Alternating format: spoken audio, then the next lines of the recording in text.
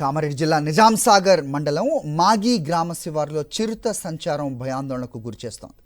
రోడ్డుపై వెళ్తున్న చిరుతను చూసి ఓ లారీ డ్రైవర్ వాహనాన్ని నెమ్మదిగా పోనిస్తూ సెల్ ఫోన్లో చిత్రీకరించాడు.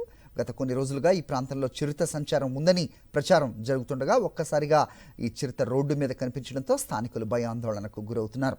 ఫారెస్ట్ అధికారులు చర్యలు తీసుకోవాలని కోరుతున్నారు. చూస్తున్నాం చిరుత తాలూకు విజువల్స్. అటుగా వెళ్తున్న లారీ డ్రైవర్ చాలా జాగ్రత్తగా నెమ్మదిగా వెళ్తూ వీడియో తీసిన దృశ్యాలు. అయితే చాలా రోజులుగా ఇక్కడ చిరుత సంచారం ఉంది అనే ఒక పుకారు అంటున్నారు, కానీ అది వాస్తవం అని ప్రస్తుతం అయితే తెలిసింది. దీంతో స్థానికులంతా భయాందోళనకు గురవుతున్నట్టుగా తెలుస్తోంది.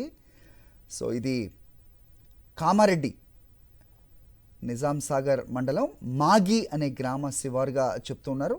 సో గ్రామానికి ఎంత దూరంలో ఇది సంచరిస్తుంది అనేది ఇంకా తెలియాల్సి ఉంది. మొత్తానికి గ్రామం వైపు అంటే జనావాసాల్లోకి మధ్యకాలంలో క్రూర మృగాలు ఇలా వస్తూ ఉంటాం, తరచుగా చూస్తున్నాం.